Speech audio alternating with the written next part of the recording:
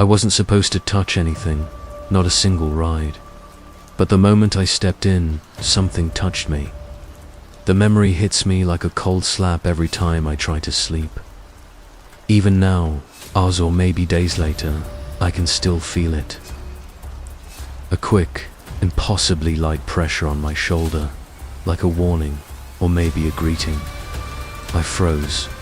My breath hitched. And then, just like that, it was gone. I shouldn't have been here. My employer riff, I can even call them, that made it clear. You go alone, you follow the rules, and you do not interact with anything that looks alive. The rules were printed on a crumpled sheet of paper, handed to me with a warning that still echoes in my head. Break them, and you won't leave. I didn't think rules could feel like a leash until that first night. The gates loomed like ancient teeth, their rusted metal twisting under the dim light of the parking lot. I remember pausing, my hand hovering over the latch, every nerve screaming not to enter. But the job paid well, and I was desperate or maybe reckless. One push, one creak of the chain, and I stepped inside. Immediately, the smell hit me. Rust. Decay. Something sweet and rotten at the same time. It made my stomach churn. The park was alive, or at least, it felt that way. Shadows stretched long under flickering lamps, twisting familiar shapes into grotesque imitations of fun. The carousel was motionless, or so I thought. Then, a faint creak, a soft rotation, and a single horse leaned forward as if to look at me. I swear it exhaled. The sound was it wind, a gear turning, or something else entirely. I couldn't tell. I clutched the sheet of rules like a lifeline, reading aloud to myself to calm my nerves. Do not cross the center path. Do not approach the funhouse mirrors. Keep lights on at all times. I don't even remember who I was trying to convince myself, or whoever might be watching. My own voice sounded wrong, too loud, bouncing off the empty stalls and abandoned booths like a ghost. Then came the laughter. Low, distant, childlike. It echoed from the bumper cars, but I knew the lot was empty. My heart jumped into my throat. I called out, voice shaking, "Hello? Is someone there?" Nothing. Only the metallic clang of a loose sign swaying in the youth. Whined. I told myself it was the wind. I had to tell myself that. Every shadow I passed seemed to twitch, subtly, almost purposefully. A cotton candy cart leaned at an impossible angle. One of the ticket booths had its door slightly ajar, though. I knew I had locked it.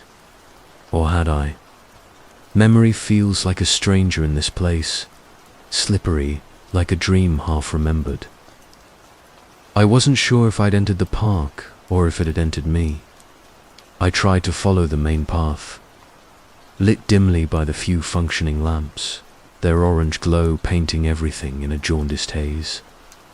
The Ferris wheel loomed in the distance, a skeletal, giant, still, yet somehow whispering in the rustling of its broken cables. I could swear I saw a figure on one of the gondolizer man. A child. No, nothing. Maybe it was just a trick of the light. The way my mind refused to settle. The rules were my anchor, but even they couldn't prepare me for the carousel. I turned a corner, and there it was again, spinning slowly, lights flickering in uneven rhythm. There was no power connected. None of the circuits in the park worked, and yet it moved.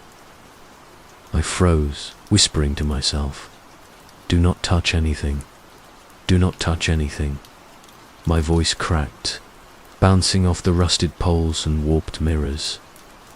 Then the music started at a tinny, warped melody that made my teeth ache. Something or someone laughed. A Again, closer this time, right behind me. I spun around, eyes wide, phone light trembling in my hand. Nothing, just shadows, stretching and writhing. I wanted to run. I wanted to leave, but I couldn't. The rules. The rules made it feel like a tether, a single thin cord keeping me alive, keeping the dark from swallowing me whole. I found a small bench, the wood splintered and collapsed. My hand shook, the park whispered around me, metal groaning, wind scraping through broken rides, laughter fading into silence and returning unexpectedly. I remember thinking, this is just the first night. It can't get worse. But I already knew, deep down, that it could, that it would, that something in here was waiting for me to break one rule, just once, and then. I stood again, slowly, forcing my legs to obey.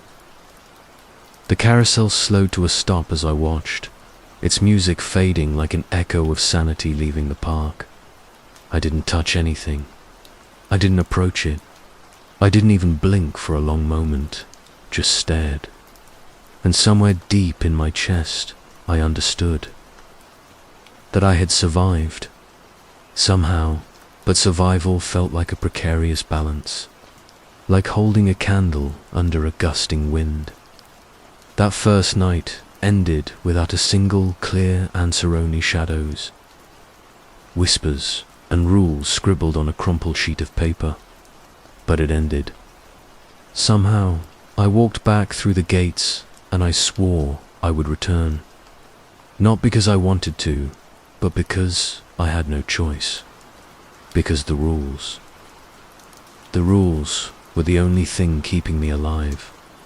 And I was about to learn that the rules were far more complicated than I ever imagined. I should have stayed out of the park after that first night. I should have walked away, or at least refused. The second shift. But curiosity and fear, I realize now, has a way of tying you to places you shouldn't be. When my employer called that morning, voice calm and detached, I agreed without hesitation. "You understand the rules, right?" they said. I nodded, though my hands were still trembling from the night before. I think I said it out loud, too, as if hearing the words could anchor me. Do not cross the center path. Keep lights on. Do not follow voices. Do not touch anything alive. The rules weren't suggestions, they were survival instructions. I didn't want to understand why yet. I just memorized them, repeated them like a mantra while driving to the park. But even in daylight, the place refused to feel ordinary. Shadows from the rusted rides cut across the pavement like fingers. The Ferris wheel, lifeless in the sun, still seemed to breathe. I kept my eyes forward, repeating the rules, trying to convince myself they were enough. I started at the perimeter, checking lights, counting shadows, making sure everything matched the instructions. Even this cautious approach couldn't erase the unease. I tried to eat, tried to distract myself with mental exercises, counting shadows and lights, but my mind refused. The park wasn't just abandoned, it was alive in some way, its pulse hidden beneath rust and rot. I kept checking my notes, the crumpled sheet of rules, as if the ink could protect me. And then I noticed it. Another note, this time slipped beneath a ticket booth window. They are closer than you think. Obey. Survive. My chest tightened. The handwriting was different, larger, almost urgent. Someone or something was leaving instructions or warnings. I couldn't tell which. Night came, inevitably, and with it a silence that pressed down like a physical weight. I turned on every light I could reach, circling rides, stalls, even the corners of the lot where shadows pulled thickest. I whispered the rules over and over. The faint creak of the carousel returned, but this time I didn't watch it move. I didn't dare. I only focused on staying alive, obeying. And for hours, that felt like days I did. I left the park that night with my hands shaking, heart pounding, and a deeper understanding. The rules weren't arbitrary. They were the only thing standing between me and whatever haunted this place, and I had just barely begun to follow them.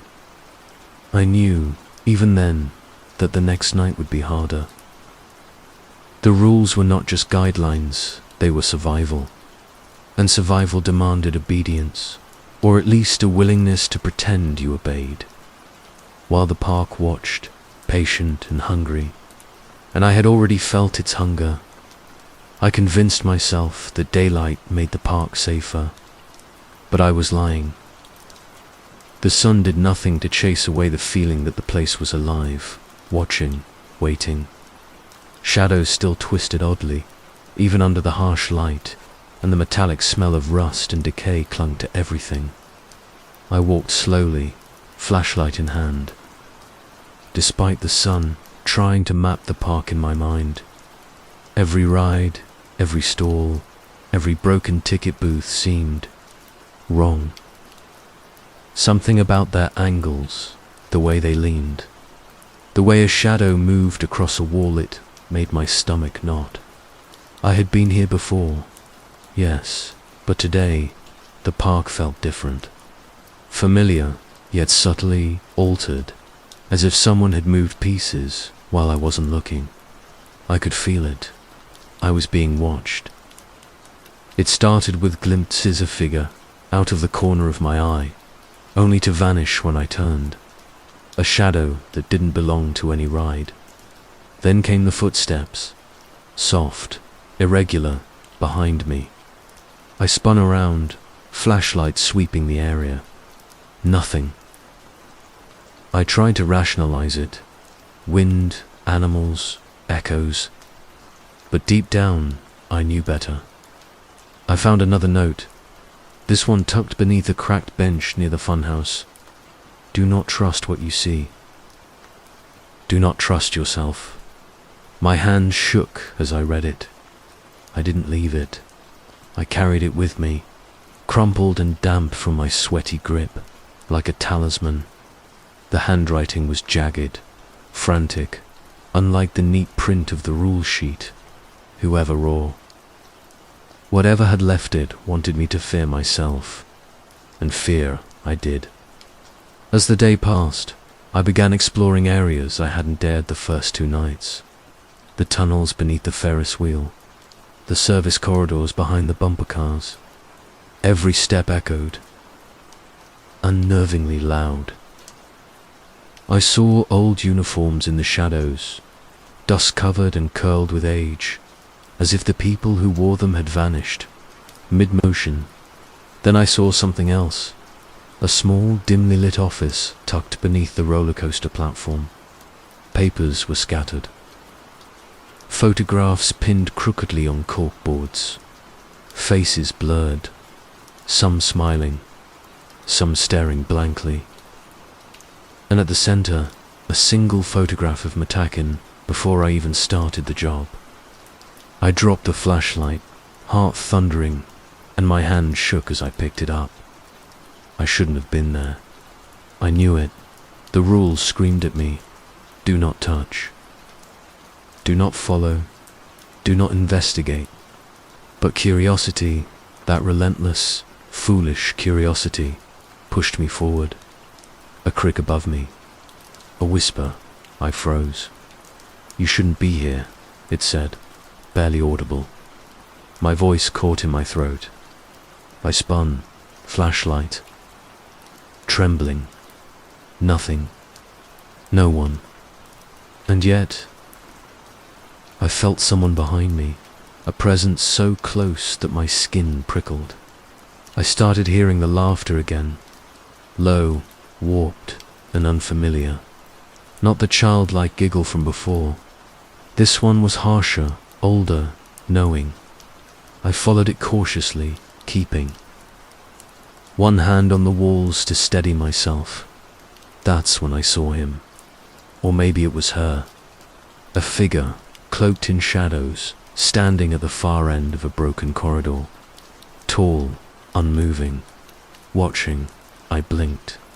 It vanished. I convinced myself, I imagined. It. But the footprints in the dust told a different story. Fresh bare, leading deeper into the darkness. My mind was unraveling. Every sense told me to run. Every rational thought screamed that I should leave. Yet I pressed forward. I could hear it, then a whisper, faint, just beyond comprehension. You belong here. The words clung to me like cobwebs, sticky and suffocating. I couldn't tell if the voice came from the park or from inside my own head. I was losing track of time, of light and dark, of the boundaries between reality and hallucination. I stumbled into the arcade, its machines long dead but screens flickering faintly, glitching with static images of faces I didn't recognize. Faces twisted in terror or laughter, sometimes both at once. I realized the park had a history, a memory, a hunger, and it was feeding on me, observing me, shaping me. And I, against every instinct, was complicit.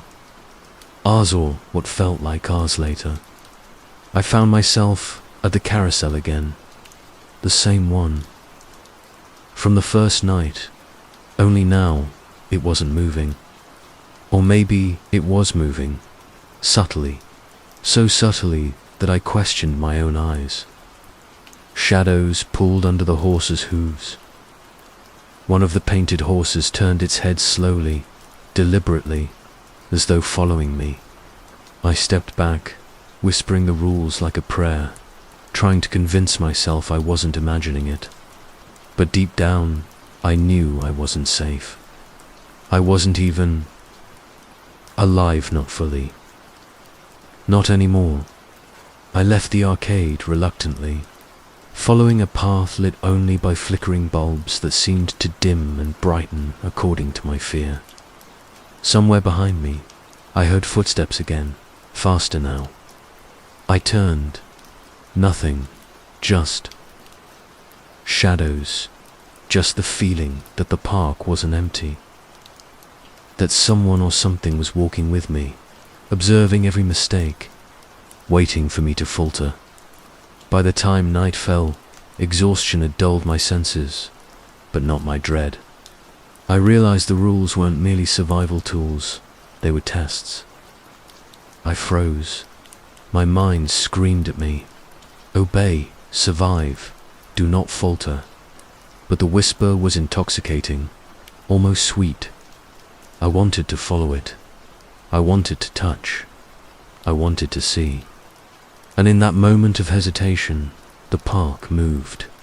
Shadows stretched, reaching, curling around me. The carousel began to spin on its own, faster now, its lights flickering violently. Music, warped and distorted, echoed in my skull. I realized, too late, that I had crossed the invisible line. Curiosity over obedience. The figure appeared again, taller now, more defined. Closer, its eyes. I didn't want to see, but I did, and they weren't human. Not exactly. Watching me, judging me, testing me. I wanted to scream, but my voice was swallowed by the dark. My body froze, every muscle locked in terror. The rules screamed in my mind. Survive, obey, do not falter. I tried to step back. 1 foot, then another, but the shadows moved faster, cutting off my retreat, surrounding me. And then I understood. The park wasn't just alive. It wasn't just testing me. It was feeding on fear, on disobedience, on curiosity. Every guard before me, every rule written on that crumpled sheet had been part of the ritual. Survival wasn't guaranteed. It was conditional, fragile. And I had to make a choice. Obey completely, follow the rules perfectly, or uncover the truth and risk everything. I closed my eyes, repeating the rules, heart hammering. Keep lights on, do not touch, do not follow. The shadows loomed closer, the carousel spun faster, the music deafening, voices whispering and laughing in a chorus of madness. I opened my eyes, forced my legs to move, retraced my steps, checking. Every light, every shadow, obeying, surviving. The park recoiled, the shadows pulling back, but the figure remained, watching, patient by dawn. I stumbled to the gate, sweat soaking my clothes, hands raw from clutching the flashlight. The park was silent again, deceptively calm. I survived. I obeyed, but the taste of the park lingered in my mouth, metallic and bitter, and I knew, with a certainty that made my stomach twist, that it would call me back, that it would never let me leave completely, that my choice had only delayed what it wanted, not prevented it. I am here, telling you this, and I don't know if I survived fully or if part of me remains there, in the shadows, a lesson for the next fool who doesn't obey. The rules kept me alive, yes, but for how long? How many nights will they hold? And how much of me has the park already claimed without my realizing it? I left the gates behind me, but I can still feel it. The Ferris wheel's skeletal gaze, the carousel's spinning head, the whispering shadows. The choice isn't over. I can run, obey, hide, but the park waits, always, and the rules. The rules are still the only reason I'm here to tell you any of this. For now, story number 2. I saw something moving in the shadows last night, and I'm supposed to tell no one, but I think I already have. Maybe that's why I'm talking to you, Nobi, because I can't stop thinking about it. Because I'm not sure anyone else could understand, and because, honestly, I don't entirely understand it myself. I live in a small town in Montana where the nights are long, the wind carries secrets through the pine trees, and the shadows. Well, the shadows are rules, or maybe they're punishments. I'm not sure anymore. People here are polite, the kind of polite that hides everything they don't want you to see. When I was growing up, we learned the rules early. Never step outside after dusk. Never shine a flashlight into the woods. Never acknowledge the shadows. My childhood friend, Sam, and I laughed at those warnings once. Sitting on the swing set behind my house as the sun dipped below the horizon. We thought they were stories to scare kids, to keep us from wandering too far. But some stories are not stories at all. It started when I noticed something strange in my backyard. A movement, subtle, at first like a corner of darkness had shifted against the grain of the fading light. I froze, and for a moment the world seemed to hold its breath. There was no wind, no animals rustling. Just the way the shadows bent unnaturally, curling along the fence posts, stretching across the grass in ways that didn't make sense. I blinked, convinced I was imagining it, but when I looked again, it was gone. Or maybe it had never been there. I can't decide which scares me more. I texted Sam later, trying to make it casual. "Hey, did you see that weird shadow by the fence?" I wrote, thinking he'd laugh. But he didn't reply right away. When he finally did, his message was short.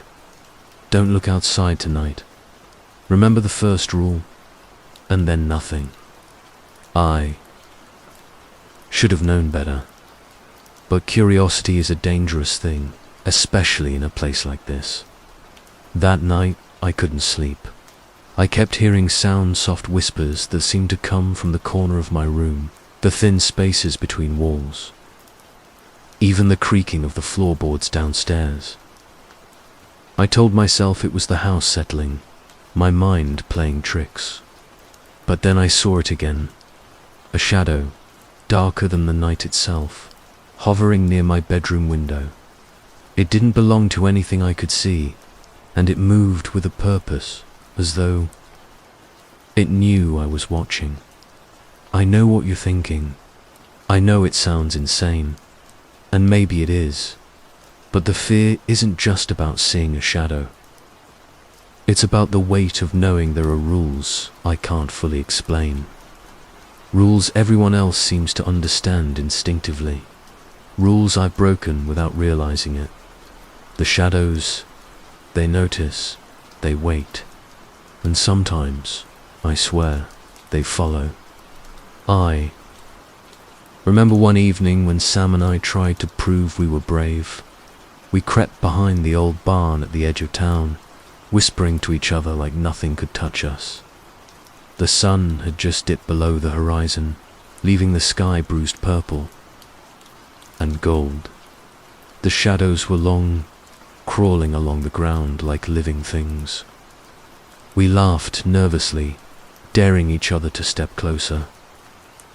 That's when I saw it, something small, quick, darting from tree to tree, vanishing before I could point it out. Sam claimed he didn't see anything. Maybe he didn't. Maybe he did, and he was smarter than me. But I remember the look in his eyes, that flicker of fear that didn't belong to a normal kid. Now, whenever I walk through town at dusk, I feel watched. The street lamps flicker just as the shadows start to lengthen, and sometimes I swear a shape mimics me perfectly, moving just a step behind. It's subtle, but I notice it. Everyone else pretends they don't. Or maybe they've learned not to. I try to follow the rules. I stay indoors after dusk, keep the blinds closed, speak in whispers if I must. But sometimes curiosity slips, and I peek. I can't help it. Tonight, for instance, I saw something outside my window, not far, maybe 50 feet from the porch. It was small at first, indistinct. Then it moved, and it didn't move like a person. It slid. It shifted. It paused, almost as if it were listening. My heart froze. I should have turned away, obeyed the first rule. But I didn't. I watched. And now I can't stop replaying it. In my head, wondering if it saw me too. Sam hasn't called. The silence is heavy, like the air before a storm.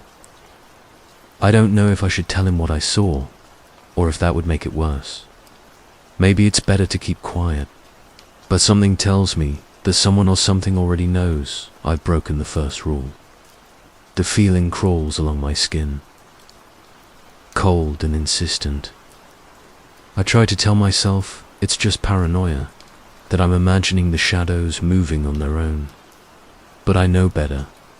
I don't know how long I can stay here, pretending that everything is normal. The shadows are patient, waiting for mistakes, for curiosity, for confession, and I'm afraid that the next time I see them, it won't be subtle, and I won't have the chance to look away. I'm telling you this now because I have to, because if I don't, I might forget what's real and what's only in my mind. And if I can't tell anyone, then the shadows will keep moving. They always do. And I think tonight they know I've been watching. I shouldn't have gone into the woods. I know that now. I keep telling myself that over and over, like a mantra. But when you live in a town like mine, curiosity isn't just a vice, it's survival. Or maybe it's punishment. I'm still not sure. The shadows don't just wait in corners, they follow. They wait in the gaps between trees, in the spaces your eyes skip over when you're too focused on where you're going. And that night, I realized just how patient they could be. It started when I heard the whispers. Faint, like leaves brushing together in the wind, but not wind. Not the kind that rattles your windows or bends the pines. These were deliberate, soft syllables that twisted around the edges of my thoughts. At first, I thought it was my imagination. I always hope it's my imagination. But then I heard my name. Not shouted, not spoken by a person, just drawn out. Elliot. And I froze. I glanced around, the dim light of dusk filtering through the pines. Shadows clung to every trunk and branch, curling in ways that made no sense. They weren't just dark, they were solid, heavy almost, like they could press against your chest if you got too close. My footsteps faltered. I told myself I should go back, but curiosity, that insidious curiosity, propelled me forward. That's when I saw him, or her, I'm not sure which, even now. A figure, tall and thin, standing between two trees farther down the path. Too still to be real, too human to be part of the shadows. I squinted. The fading light hit their face, but it was obscured by something long hair, maybe, or a hood. They didn't move, didn't blink. They just watched. And I knew, somehow, they knew about the first rule I'd broken. Elliot, the voice was soft, almost a whisper, yet it carried through the trees like a warning. I couldn't tell if it was coming from them or from the woods themselves. I swallowed hard. Who's there?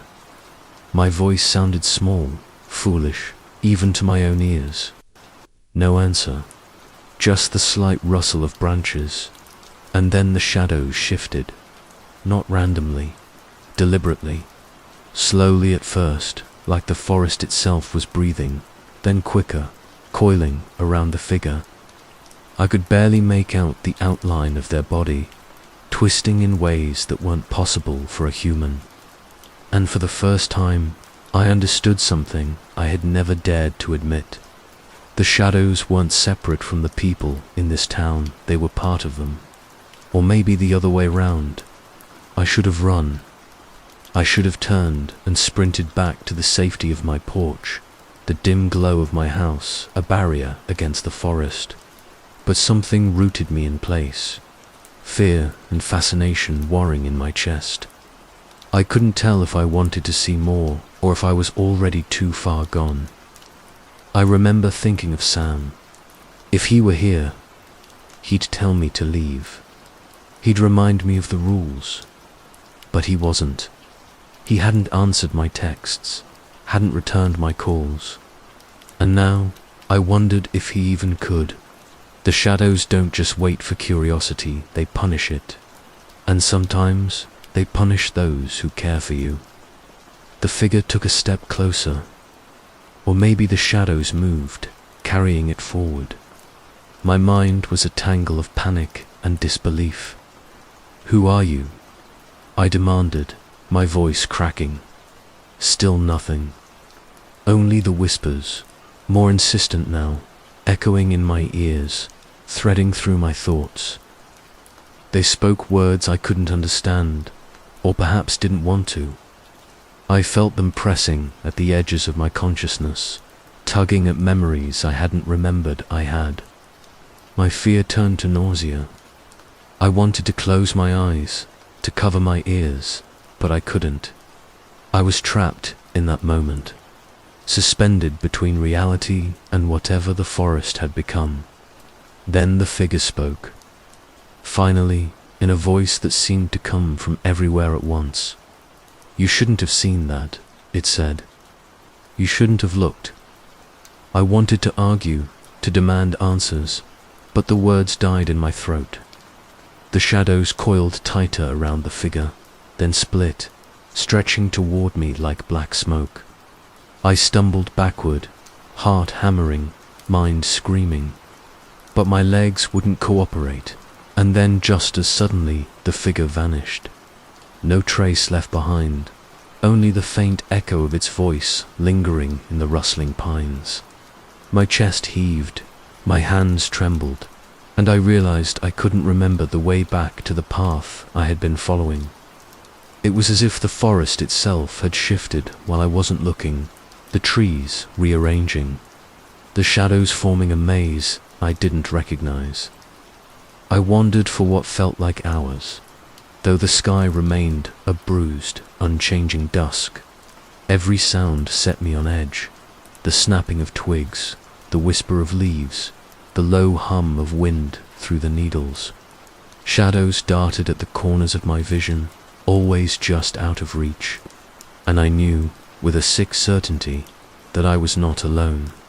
Someone or something was following, watching, waiting. Eventually, I stumbled onto a familiar clearing. The moonlight pierced through the branches, illuminating the ground in pale silver. Relief surged, fleeting and shallow, because I knew the figure was gone, but the shadows were not. They lingered at the edges, shifting, breathing, patient. They knew I had seen something forbidden. They knew I had broken another rule, and I feared, with every fiber of my being, that this time the punishment would not be subtle. I made it home, eventually, closed the door behind me, locked it, but I could still hear it, a faint whisper threading through the walls, curling along the ceiling, and I knew I wasn't imagining it. They were there, waiting, watching. I'm telling you this because you need to understand what comes next. The shadows are not just shadows.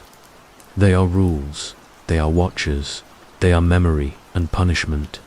And tonight, I think I learned something terrifying. Sometimes, the watchers are people, and sometimes, the people are the watchers. I should never have gone into the pines, but I did, and now, I don't know if I can go back. I told myself I wouldn't. I swore I wouldn't break another rule. But rules, in a place like this, are fragile things when curiosity claws at your chest like a living thing. That night, the forest had whispered, the shadows had watched, and I thought foolishly that I could control it, that I could sneak a look, a small defiance, and get away with it. I was wrong. It started with a light. I saw it from my window, faint and trembling, coming from the old barn at the edge of town. The barn has been abandoned for decades, falling apart piece by piece, but the townspeople still avoid it after dusk. They say it's cursed, that the shadows gather there. I should have left it alone, but I didn't. My feet carried me outside before my brain could protest. The air was cold, wet with fog rolling off the hills, curling around my ankles like fingers. Every instinct screamed at me to stop, but I needed to see. I needed to know. As I approached, the light flickered in a way that wasn't natural.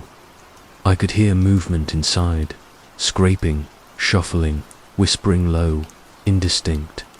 My heart pounded so loudly I was certain it would give me away, but the shadows cloaked me, wrapping me in darkness. I paused at the broken door.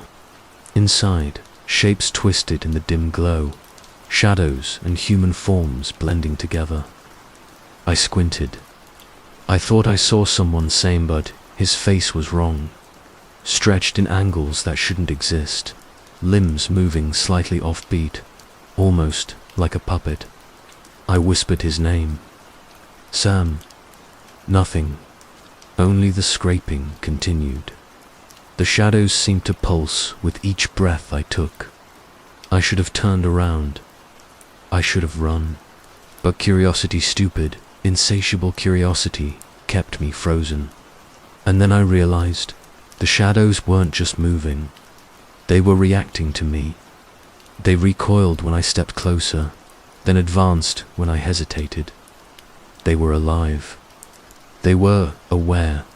I finally stepped into the barn. The air smelled like wet wood and decay, thick and heavy. The floorboards groaned under my weight. And then I saw it, Sam, or someone like him, crouched near the far wall, whispering to the darkness. The shadows clung to his body, wrapping around his arms and legs, slipping through his hair like smoke. He didn't look up when I entered. He barely moved. Sam, it's me. My voice shook. He finally turned, and I froze. His eyes were not his eyes. They were black pools, reflecting the flickering light, but giving nothing away. His mouth opened, and the whispers came not from him, not from anywhere visible, but everywhere at once.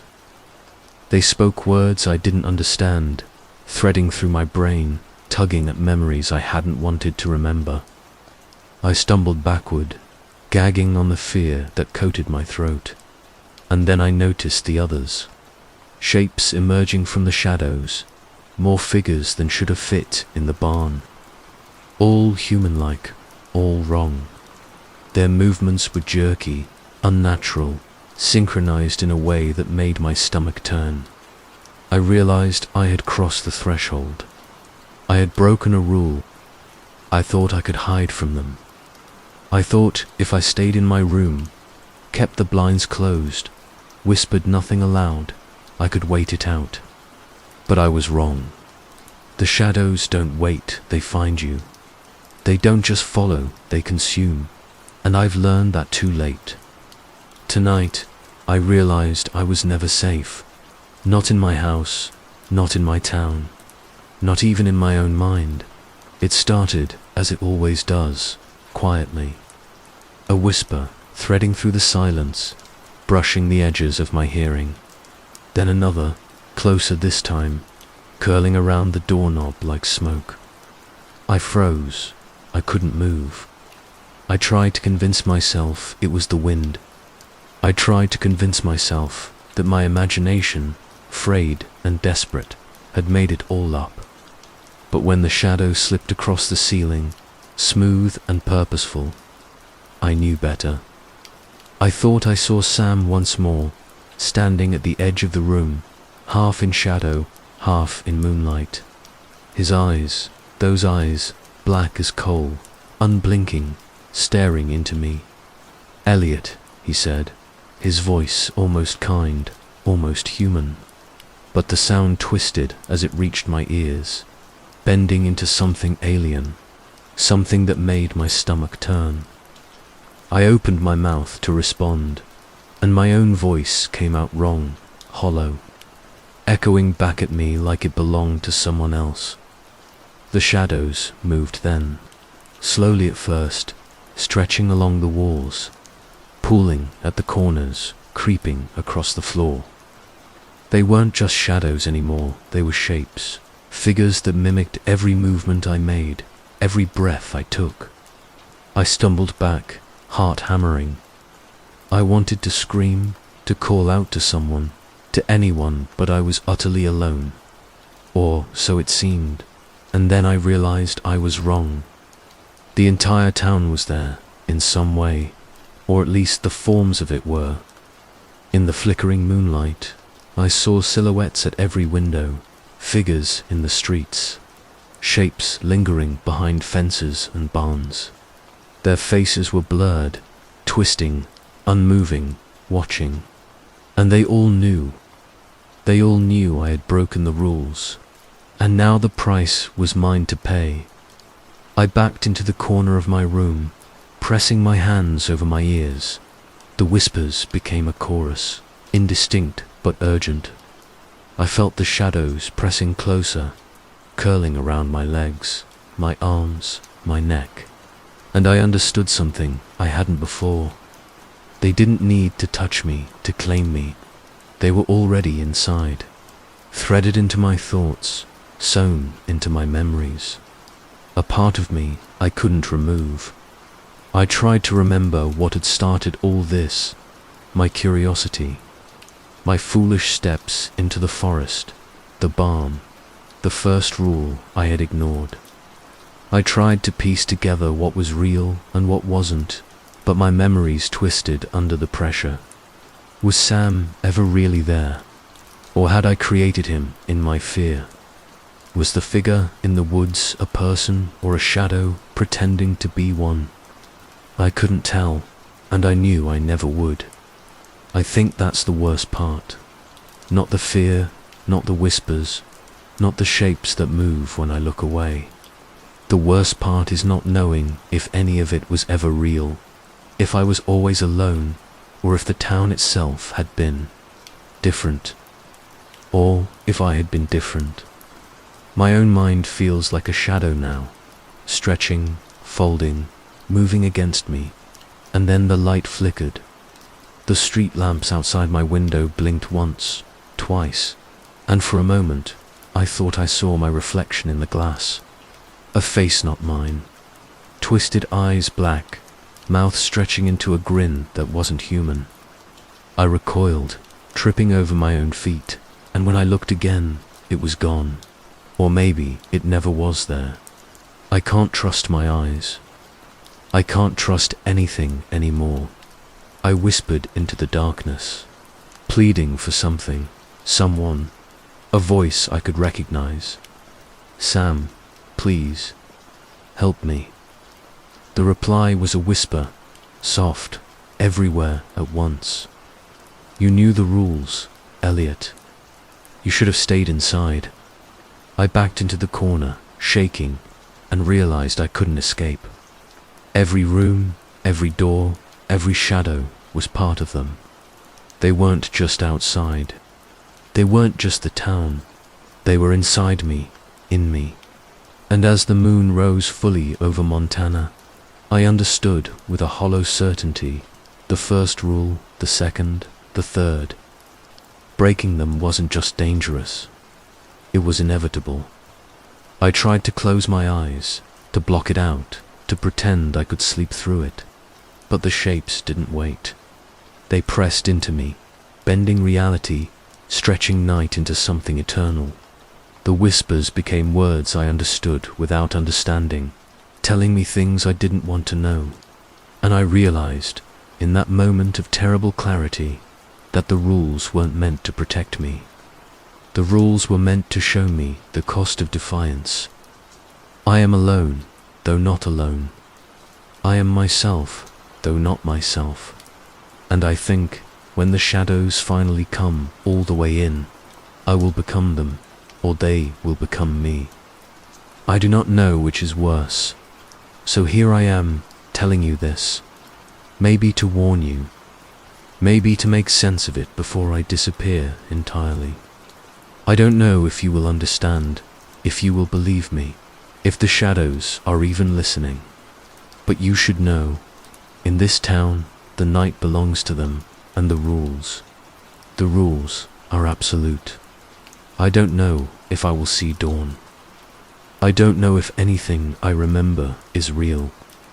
All I know is this: the shadows are patient, and they are coming for me, and now. I can hear them at the corners of my room, waiting. Story number 3, I'm not supposed to say this, but the light's there, alive. Not like you think, and maybe not like I want them to be. I know it sounds insane. I've said it to myself a dozen times since I arrived, telling myself it's just nerves. But tonight, standing in this cold, empty church, I feel them flickering around me, almost breathing. I arrived just before dusk, the sun sinking behind the thick forest that swallows the road like a mouth. There's no cell signal out here at least not one that works, and the air smells damp, like moss and old incense. The church itself sits at the edge of a clearing, stone walls slick with rain, windows clouded with dust and age. Even the gravel in the parking area seems to hush itself as I step out of the car. The job sounded simple on paper. Caretaker for a church nobody visits anymore, deep in the woods. The old priest, Father Callahan, left a voicemail explaining the rules. I replayed it as I unpacked my things. Never let the lights go out.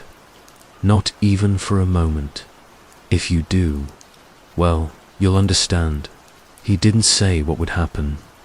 He didn't have to. There was something in his tone, a tremor of fear that made my stomach not dot. I keep telling myself it's just a building. Old wiring, tired bulbs, my imagination running wild.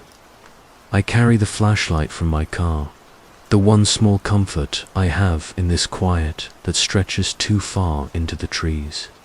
The first few steps across the stone floor echo louder than I expect, and I startle at every creak, every groan of the settling building. I tell myself the church is old, wood bends, stone shifts, nothing more, but then it happens. The light small sconces lining the nave. First one, then another, like a heartbeat, slow at first, then rapid. I swear they aren't just flickering. They're watching. I catch the shadows they cast along the walls, twisting, stretching in ways that shouldn't be possible. For a moment, I convince myself I imagined it. Maybe I need to rest. I move closer to the altar, careful not to knock anything over. Candles burned here once, maybe still do, but long extinguished now. Dust clings to the edges of the pews like spiderwebs, and every step I take seems amplified, carried on some invisible current that runs through the church. I tell myself, it's just dust. It's just echo. It's nothing. But then I hear it, the softest whisper, almost drowned by the hum of the flickering lights. I freeze, leave. The light. No one's there. I check the corners. Nothing. I grip the flashlight tighter, my knuckles whitening. Maybe it's a trick of acoustics, the wind, rodents in the rafters. I tell myself that. I keep repeating it, hoping the words themselves will anchor me to reason. But I can feel it's something else, something watching, waiting.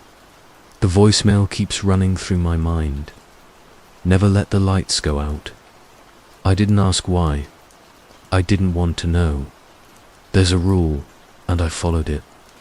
But now I wonder if the rule was there to protect me or to keep me trapped. My mind plays with the idea, spinning threads I can't follow to their end. I sit in the front pew, flashlight in hand, staring at the altar. The walls seem closer now, leaning inward, like the church itself is pressing on me. I remember stories I've heard in passing, strangers disappearing in the woods, old buildings swallowing caretakers. I tell myself those were just stories. Folklore, just stories. And yet, my heart won't settle. Then I notice a note on the altar, which wasn't there before. Father Callahan's handwriting, jagged and hurried. Trust nothing. The lights are not yours. Watch the shadows. I swallow hard, my throat dry. How long has that been there? I must have walked past it a dozen times, but tonight it feels like it appeared just for me. I lie to myself again. It's a joke. Someone left it. Maybe the previous caretaker. I laugh, but it's hollow, bouncing off the stone walls into nothing. The air grows colder, and I pull my jacket tighter around me. Every shadow seems to pulse in time with my heartbeat. Every flicker of light feels like a warning. I decide to check the main fuse box. My hands tremble as I reach for the door leading to the basement. The stairwell yawns like a dark mouth. I tell myself it's just old wiring, old plumbing, old pipes, but I can't shake the feeling that stepping down will change something. I pause, flashlight illuminating the peeling paint, the dust motes dancing like tiny spirits in the beam.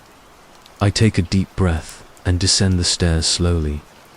Every step echoes, my own footfalls growing louder in my ears than anything else. At the bottom, the basement stretches wider than I expected. Shadows pool in corners, darker than the absence of light should allow. I glance at the fuse box and see the flickering shadows again twisting, moving as if aware of me. I want to leave, to run back upstairs, to lock the doors and pretend this never happened.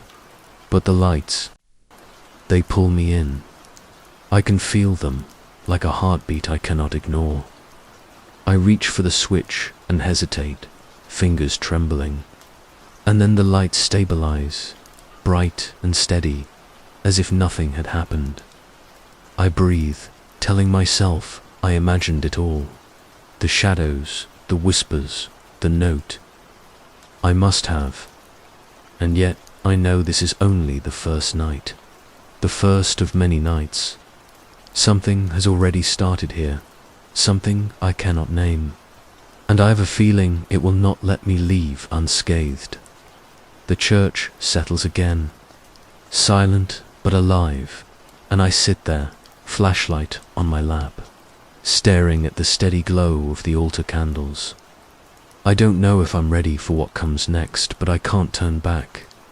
I can't, and somewhere deep in the shadows, I think I hear a whisper again. Keep the lights on. I should have left that night. I really should have. But something about the church, it's magnetic. It draws you in, whispers at the edges of your mind, and convinces you that leaving would be a mistake. Now, sitting here under the dim glow of the altar lights, I can feel the weight of those whispers pressing against me again.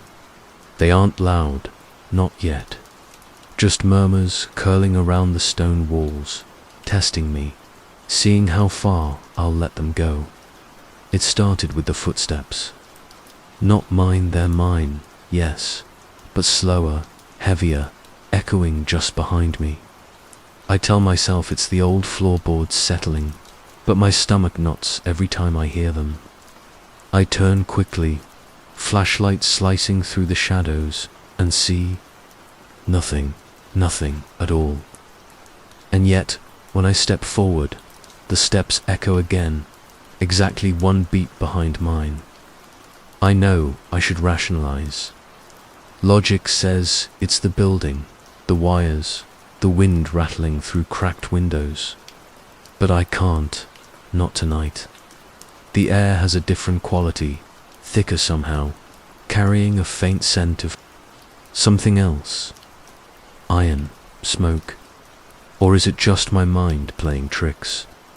I tell myself that too. But I try to sit, to calm down, to make sense of the rules, the lights, the whispers. I replay every conversation with Father Callahan, every warning, every note left in the altar. And yet, each memory feels fractured, like pieces have been removed. Maybe I've been careless. Maybe I've already broken a rule I don't understand.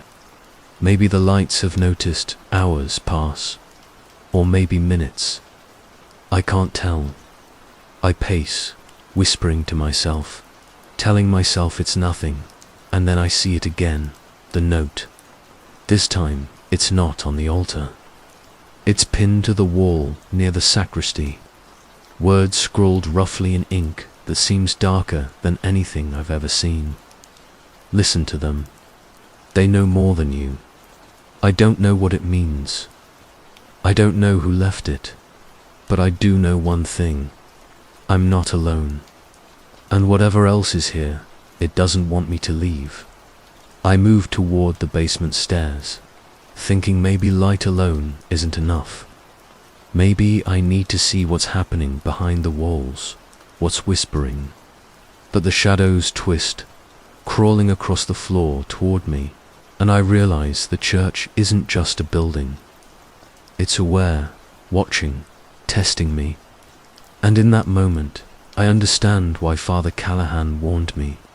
Not to scare me, not to test me, but because once the lights begin to flicker on their own, once the whispers start shaping your thoughts, you can't tell the difference between reality and what the church wants you to see. I have no idea how long I've been awake, pacing in that hall, listening to whispers. But I know one thing for certain. The first night isn't over, and whatever waits in the shadows isn't finished with me. I shouldn't have come here alone. I should have listened. Every instinct I had screamed at me to leave, to never step foot back in the nave, to forget the voicemail, the notes, the flickering lights. But something inside me, a curiosity, a foolish defiance, made me reach for the fuse box again. Maybe it was pride. Maybe I wanted proof. Maybe I wanted to see the lights die and survive it. The basement stairs groan under my weight. Each step a reminder that I am alone, or at least, I think I am. Shadows crawl along the walls like slow, deliberate fingers, stretching to warn me as if to warn me off.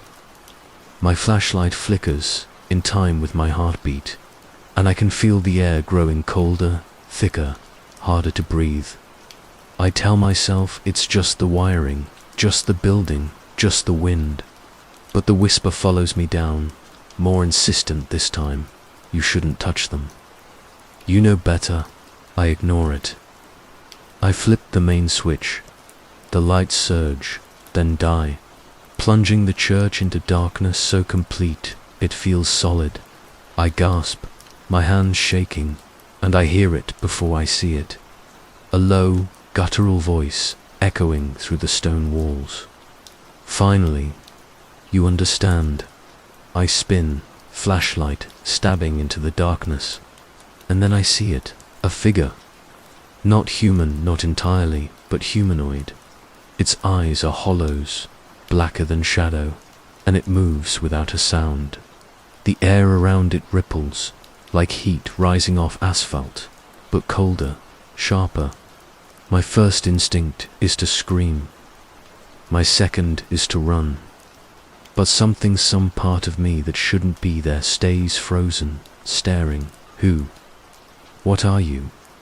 I manage, my voice trembling. The figure tilts its head, and in that moment, I realize something horrifying. It's not new here. It's been waiting, watching. It knows the rules I've been trying to follow blindly, and it's not going to let me break them again. You shouldn't have turned it off, it says, voice a rasping whisper that crawls into my ears. The lights, they protect you. They judge you.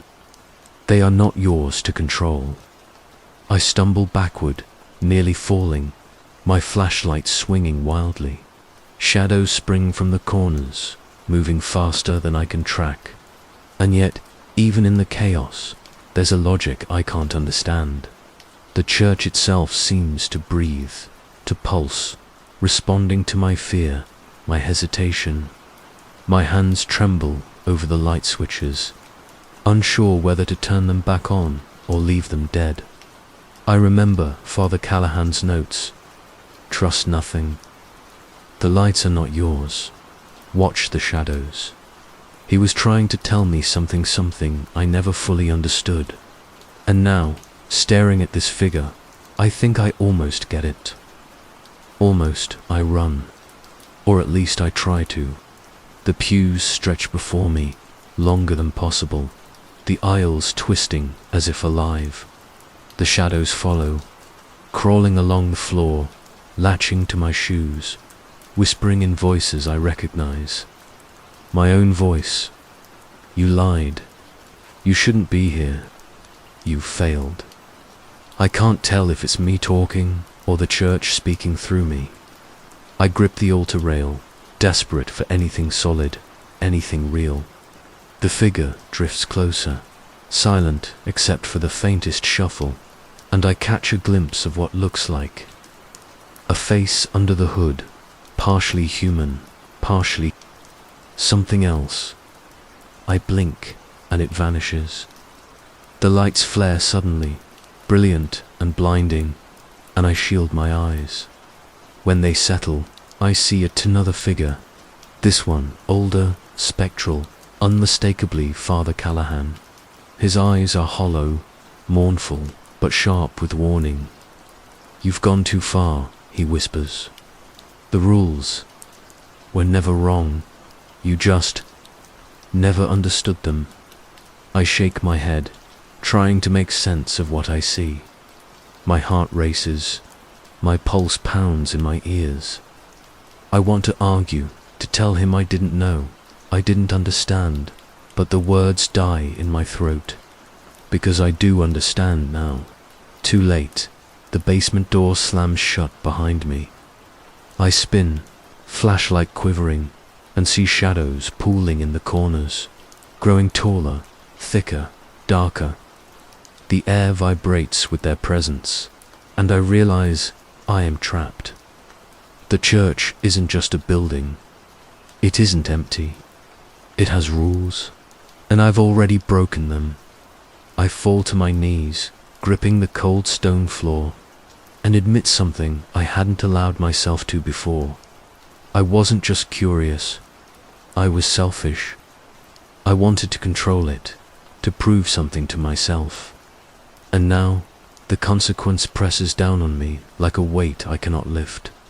The figure drifts closer again, and I swear I can hear my own thoughts spoken aloud. You will stay. You will learn. You will obey. I want to deny it, to fight it, but the lights flicker violently, illuminating glimpses of faces in the walls, faces of past caretakers, frozen in terror, trapped by the same rules I ignored. I feel their fear clawing at me, and a strange guilt settles in my chest. I realize the church isn't punishing me for curiosity. It's punishing me for ignorance. Then, in the corner of my eye, I see a shape, not a shadow this time. A girl, pale, thin, maybe 12 or 13, hair falling in dark waves across her face. She doesn't move. She just watches. Her presence makes the shadows. Story number 3, I wasn't supposed to see it. But when the clock struck 3 a.m., the stars shifted, and the telescope showed something that shouldn't exist. I tried to look away, I really did. Yet here I am, alive. But I don't know if what I saw was them or me. I didn't expect the mountains to be this quiet, or maybe it was me who wasn't ready to hear the silence. The drive up the winding, snow-slicked road had been longer than I anticipated. The headlights cutting swaths through the fog like a blade through water. Every few minutes, I thought I'd glimpsed movement at the edge of the beamer shadow, darting between the trees, but the darkness never gave me confirmation. My stomach churned, not entirely from the altitude. By the time I reached the observatory, the sun had dipped below the jagged peaks, leaving the sky a bruised gradient of purple and black. The building itself looked like it had grown out of the mountain. Concrete and steel layered in angles that made it feel more fortress than workplace. The wind rattled the outer panels, howling through gaps I hadn't noticed in the blueprints I had studied. Inside, the warmth hit me like a wave, and for a moment, I let myself believe I had left the cold behind. "Finally," said a voice from the shadows. Dr. Kane stepped out from behind a rack of equipment, his frame tall and straight, his expression unreadable. "I didn't expect you until tomorrow." "Traffic," I muttered, hoping he wouldn't notice my voice quivering. He nodded once and gestured at a small room filled with blinking monitors and a single telescope standing like a sentinel by the large window. "Rules," he said simply. "Don't touch anything before orientation, and—" He paused, his gaze sliding toward the telescope. "Don't look through it after 3 a.m. I nodded, laughing nervously. After 3 a.m. Sounds like superstition, not superstition. He didn't elaborate, just returned to his work, leaving the warning hanging in the room like a question mark I wasn't sure I wanted answered. After settling in, I wandered through the observatory, the creaking floors echoing under my boots. The hallways were longer than they appeared on the map, each turn revealing a new corridor, a new room filled with monitors, charts, and dusty equipment. My curiosity nudged me to poke at some of the machinery, pressing buttons that lit up screens in a cascade of blinking numbers. Nothing catastrophic happened, only the strange, almost imperceptible hum of electronics vibrating in the walls. By the time I returned to my small quarters, night had fully claimed the mountain. I opened the window and looked out at the sky, endless stars suspended over the peaks like pinpricks in black velvet. The air smelled of snow and metal, crisp and biting, and I felt the first pang of isolation sink into my chest. Every sound I thought I heard, the scrape of metal, the whisper of wind, made me tense.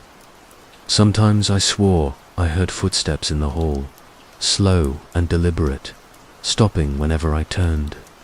Other times I was convinced the shadows moved on their own, curling along the walls like living smoke. I told myself it was just fatigue. 6 hours in a cramped car, a week of restless preparation, and now the altitude. It was enough to make anyone imagine things. But sleep didn't come easy. Each time I closed my eyes, a low hum vibrated beneath the floorboards, punctuated by sudden, sharp clicks that sounded like glass breaking somewhere deep in the building. I pulled the blankets over my head, muttering reassurances I didn't fully believe.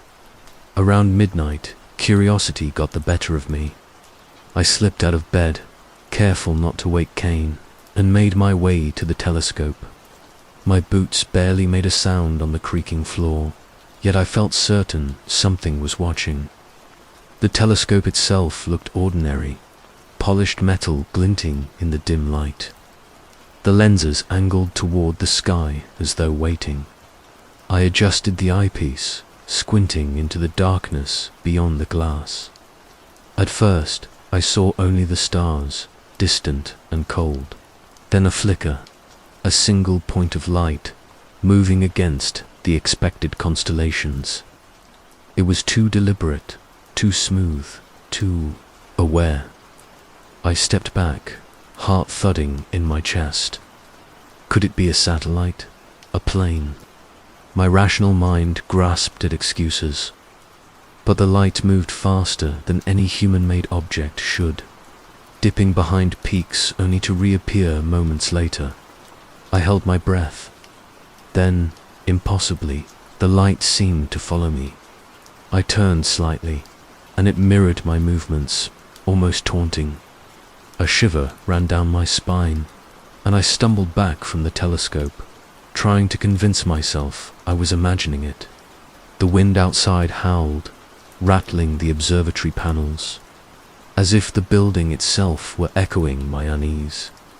I sank to the floor, my back against the cold wall, staring at the lens that now reflected my wide, terrified eyes. Somewhere deep inside, I knew this was just the beginning. The mountain didn't just isolate you, it demanded attention. coaxed secrets from your mind. And I had already begun answering, as the first hints of pre-dawn light touched the peaks. I realized I wasn't entirely sure if I had seen the light at all, or if it had been a trick of fatigue, imagination, or something worse. I had to find out, and I knew deep in the pit of my stomach that when the night returned, I would look again. I told myself I wouldn't look again, but some rules are made to be broken, aren't they? The hours after dawn passed in a daze. I moved through the observatory like a ghost, my thoughts tangled between logic and fear. Dr. Kane's warnings echoed in my mind, the cryptic "never after 3 a.m." But curiosity gnawed at me, sharp and insistent. I tried to focus on mundane tasks, logging star positions, adjusting instruments, cataloging equipment. Yet each time my gaze drifted to the telescope, the memory of the moving light from the night before returned, stabbing at the corners of my mind. By evening, the mountain's isolation had begun to weigh heavily. Shadows stretched unnaturally across walls, dancing with the light of flickering lamps. The wind had changed, no longer a steady howl, but uneven gusts that rattled the windows and made the observatory feel alive, breathing. I could swear I heard whispers in the empty hallways, faint and indistinct, just enough to make me question whether I was imagining them. My reflection in the monitors looked tired, almost gaunt, and I caught myself blinking repeatedly, unsure if the darkness beneath my eyes was real or a trick of the dim light. I told myself it was just exhaustion. I should sleep. But as midnight approached, I found myself unable to resist. A cold wind slammed against the building, rattling the windows violently. The lights in the observatory flickered, and I heard a whisper that wasn't my own voice. "You shouldn't be here." I spun, searching the shadows. No one. Yet the voice persisted in my ears, echoing, teasing, mingling with my own panicked thoughts. My reflection in the telescope now seemed to twitch, almost animate, moving independently of my body. I stumbled away from the telescope, pressed my back to the wall, and tried to convince myself that I had imagined it all. And yet, deep down, I knew the truth, or at least a version of it. Something had watched me. Something had followed me from the stars, or perhaps it had always been here, waiting for me to notice. As I sank to the cold floor, shivering, I understood that the mountain didn't just isolate you. It observed, and once it had you in its gaze, there was no unseeing. I didn't know if the shapes, the lights, the reflections were real or if my mind was unraveling, but I knew that whatever it was, it had drawn my attention. And by tomorrow night, I would look again. I had no choice. The clock ticked closer to 3 a.m., and I realized that the rules weren't suggestions. They were boundaries, ones I had already crossed, and the consequences were only beginning. I thought I could leave. I thought I could escape the mountain, but it doesn't let go. Not easily. Not ever. By the third night, the isolation had wrapped around me like a thick, suffocating fog. Sleep was a distant memory, replaced by a constant sense of being observed. The telescope's lights from the previous nights haunted my vision, glowing behind my eyelids even when I tried to close them. Every creak of the building, every gust of wind, sounded deliberate, as though the mountain itself were alive, waiting for me to make a mistake. I wasn't the only one awake. Dr. Kane appeared suddenly, stepping from the shadows near the control room. He didn't knock. His presence startled me, though I had come to expect the unexpected. "You've been using the telescope again," he said quietly, eyes glinting with an emotion I couldn't read. Not anger, not fear, but something far older colder. I just wanted to see, I muttered, trying to steady my voice. I didn't. You broke the rules, Kane interrupted, voice low, almost conspiratorial. And now, it's looking back at you. I froze. The words weren't a warning, they were a statement of fact. And somehow, I believed him. I couldn't remember how I had arrived at this moment. Only that the mountain had swallowed me whole, and the telescope had opened a window I wasn't prepared to close. We stood in silence for a long while, the hum of the equipment filling the room. The telescope gleamed under the dim light, pointing toward the stars. I didn't dare approach it, yet I could feel it, calling, drawing me like a moth to flame. What is it showing me? I asked, barely a whisper. Dr. Kane's eyes darkened. Do you want the truth? I nodded. The observatory, the telescope. They aren't just tools. They're a bridge, he said slowly. Between here and something else. Something old. Something patient. You saw glimpses. That's all you were ever meant to see. And now you've invited it to watch you. I wanted to laugh, to shake off the fear, but I couldn't. My reflection in the monitors seemed to twitch independently of my movements, my shadow bending in ways that made no sense. I realized, in a chilling moment of clarity, that I had no idea what was real anymore.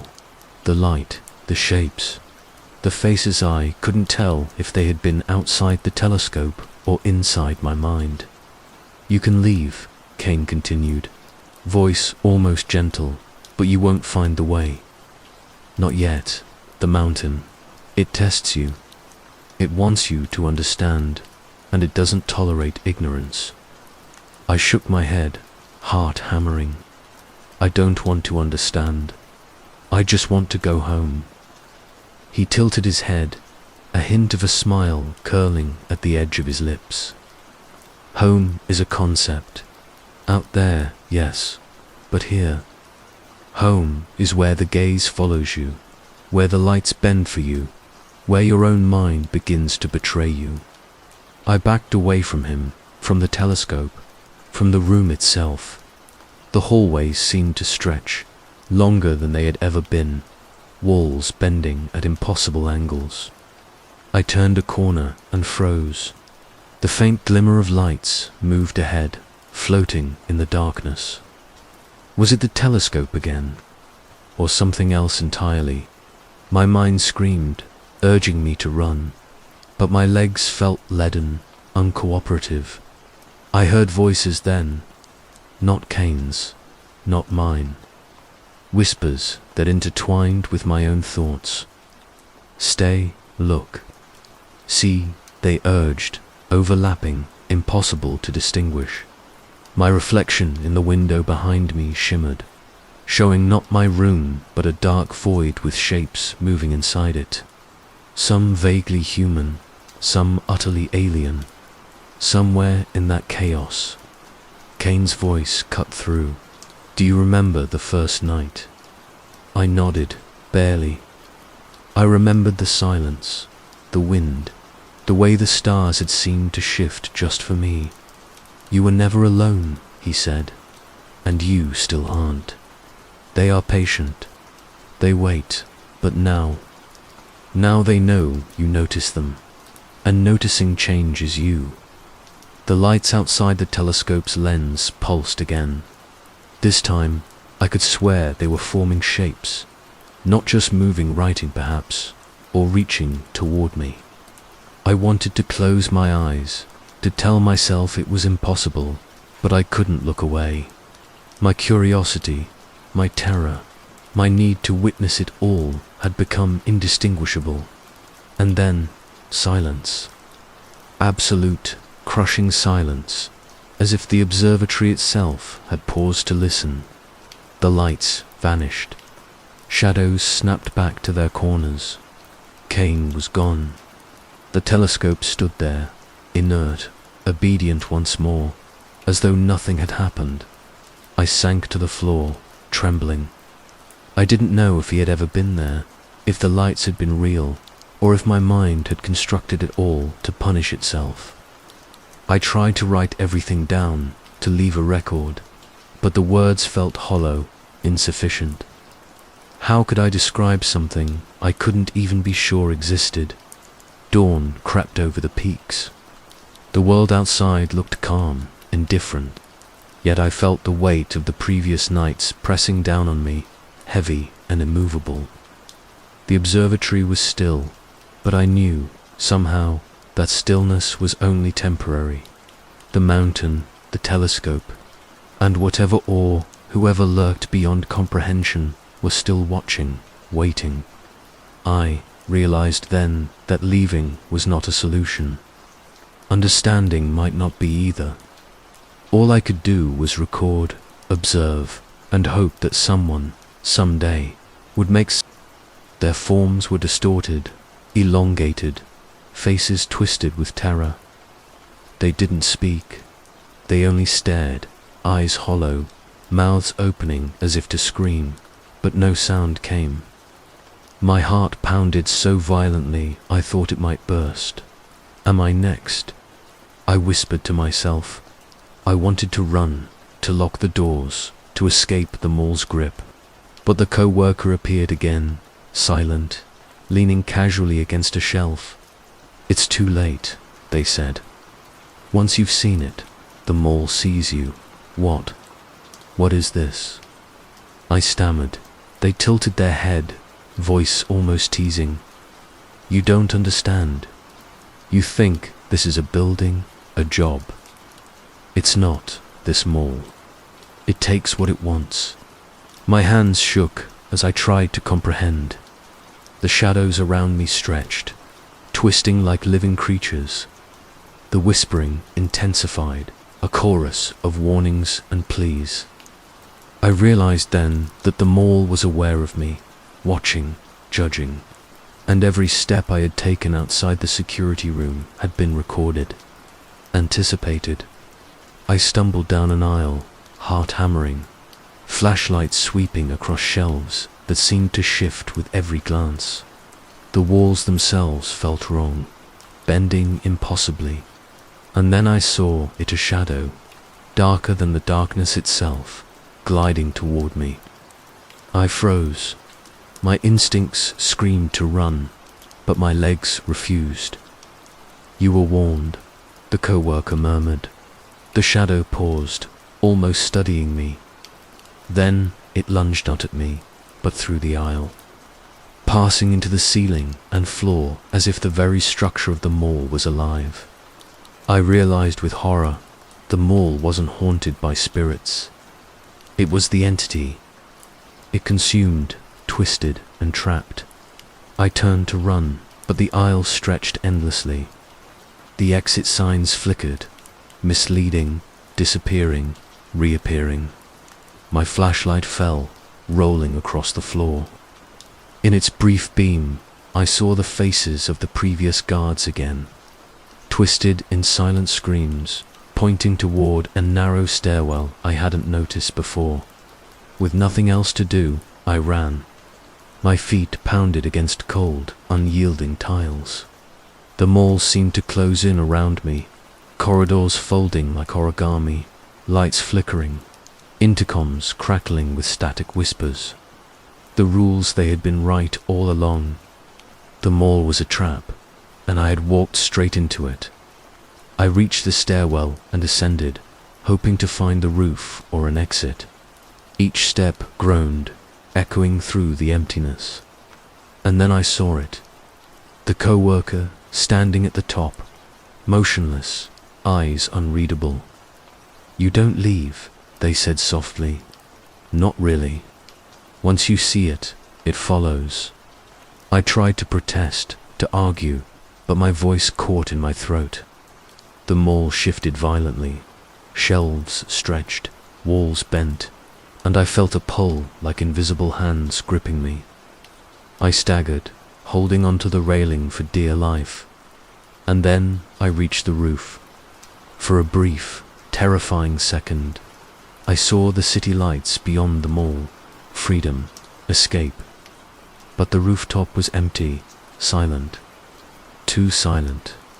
And then I realized, the shadow, the mall, the whispers, they were everywhere. Even here.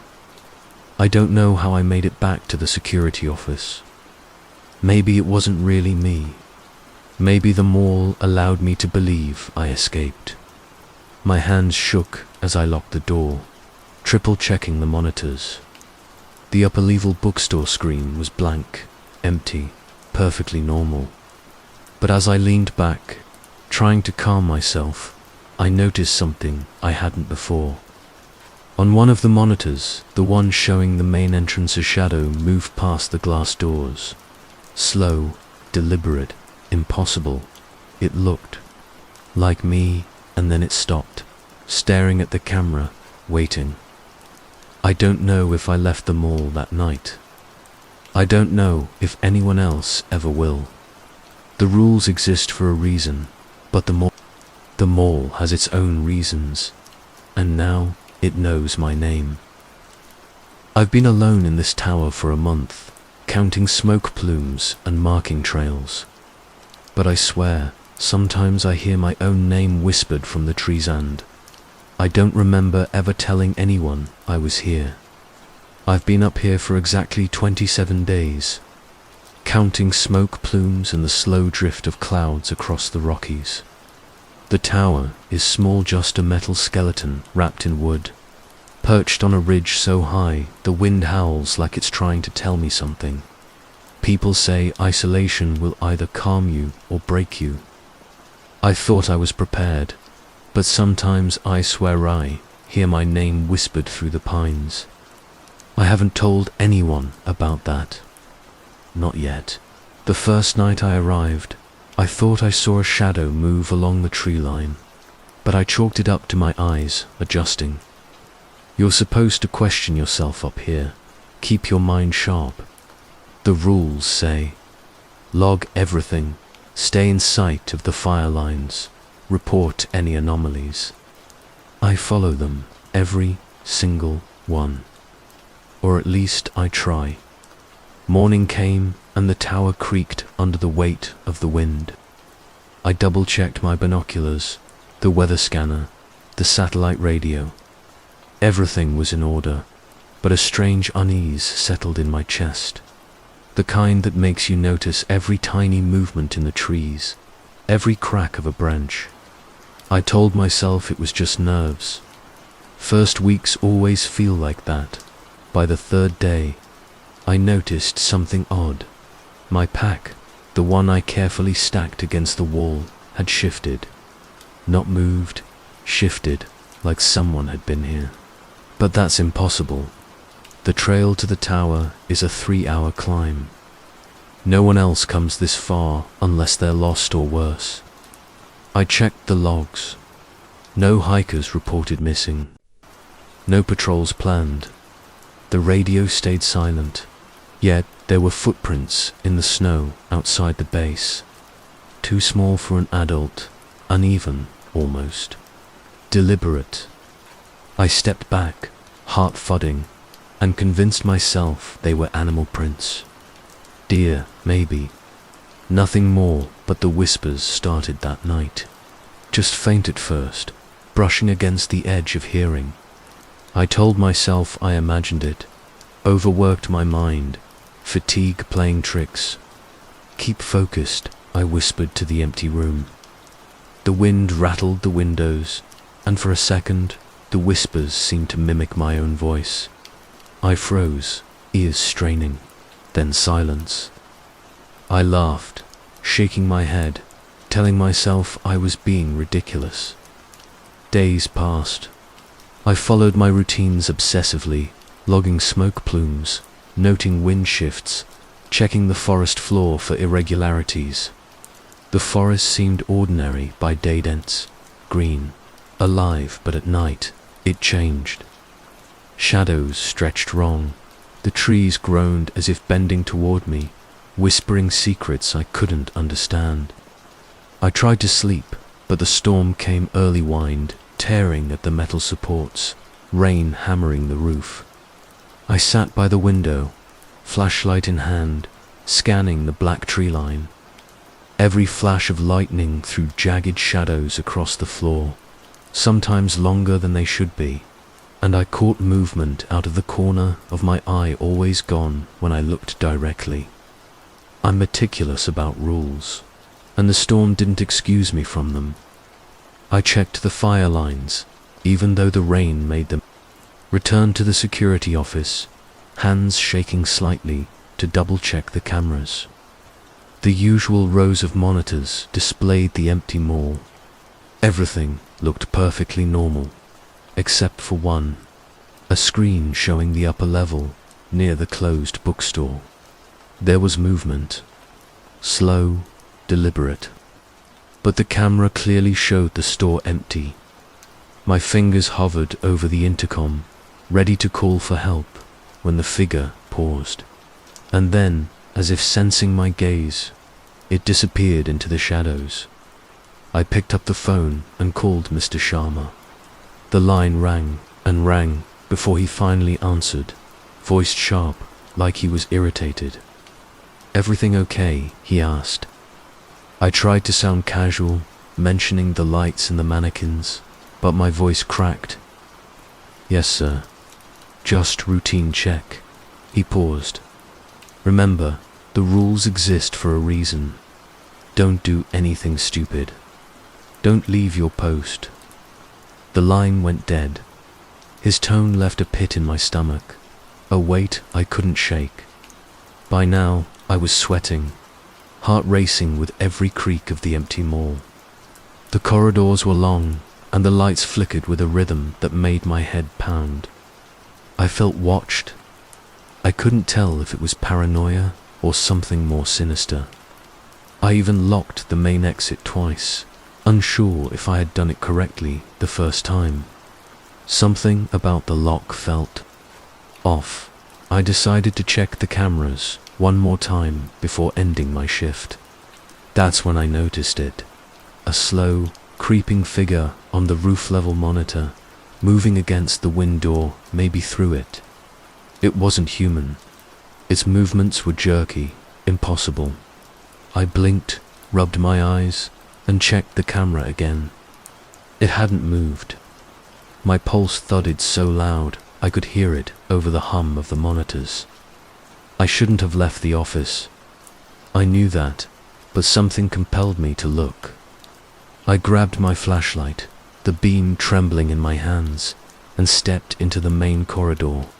The echo of my steps returned as a whisper this time, and I could have sworn I saw a reflection in the glass storefronter, face staring at me that wasn't mine. And then it hit me. Maybe someone or something was in the mall that wasn't supposed to be there. I wasn't sure if it was a trespasser, a prank, or something else entirely. The uncertainty gnawed at me. I locked the doors again, triple-checked the cameras, and sat back down, fingers tightening on the edge of the desk.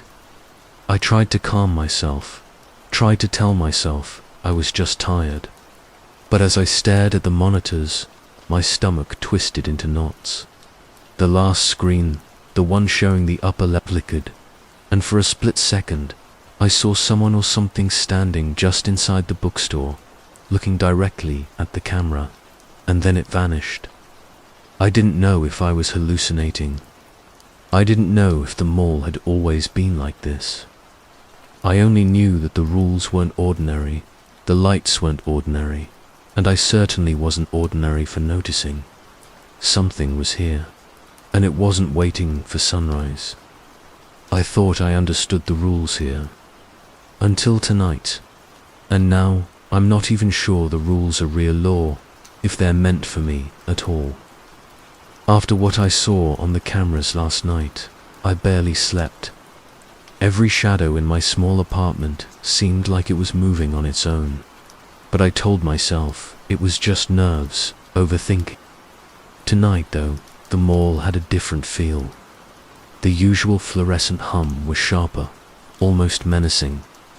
The corridors stretched farther than they should, and the air was colder, prickling at the back of my neck. When I arrived at the security office, there was a new envelope waiting for me on the desk. No name, no sender, just thick, beige paper sealed with red wax. Inside, a single sheet outlined rules I had never seen. Do not leave the security room after 8 p.m. Do not respond to anyone asking for directions. Do not attempt to access closed stores without authorization. I reread them, each word heavier than the last. My hands trembled slightly, and I felt a rush of adrenaline. These weren't ordinary instructions, they felt alive, like they were watching me, warning me. The manager hadn't left a note, hadn't spoken a word, just these instructions. By the time the clock hit 8, I had already broken the first rule. The curiosity was unbearable. I had to see the upper-level bookstore, the same place where the shadow had appeared.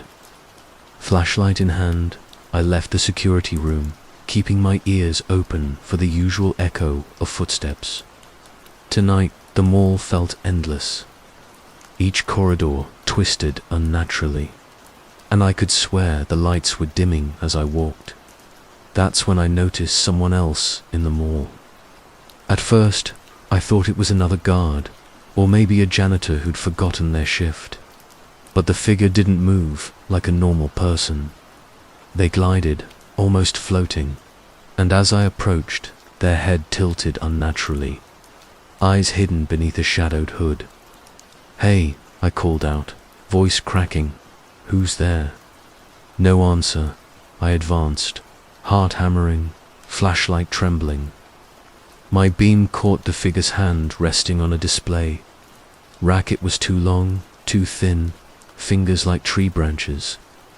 I blinked, and when I looked again, the figure was gone. A cold sweat ran down my back. By now, I was halfway up the escalator to the upper level, mind racing. Every instinct told me to go back, to stay in the safety of the security office. But the rules felt like a challenge. Whoever or whatever had sent them wanted me to break them, and I couldn't stop myself. As I reached the bookstore, the door appeared ordinary, locked tight, but the handle rattled in my hand, as though something or someone was waiting just beyond. I stepped back, breathing hard, trying to rationalize it. Maybe a maintenance worker, a prank, a glitch in my tired mind. But deep down, I knew better. From somewhere deep inside the store came a sound, a whisper, soft, almost melodic, repeating the words "stay." My fingers froze on the handle. My instincts screamed to leave. My curiosity screamed louder. And then the co-worker appeared. I hadn't even realized they were here. Shadowy, silent, leaning casually against a pillar. "You shouldn't be here," they said, voice low. "Come bud," it sent shivers down my spine. I saw something, I stammered, trying to keep my voice steady. On the cameras, upstairs, they tilted their head, studying me like a predator. The cameras don't always show the truth. You know that, right? I swallowed, confused, but something about the way they said it made me pause. The rules, the shadows, the whispering. Maybe I wasn't supposed to understand. Maybe I was never supposed to question. I turned back to the bookstore door. "What's behind there?" I asked. The co-worker shrugged. "Does it matter?" That simple answer, so casual, made my blood run cold. And yet, I wanted to know. Every fiber of my being screamed to obey the rules, to stay safe. But I couldn't. I stepped closer, and in that moment, I thought I saw movement, a figure crouched among the shelves, and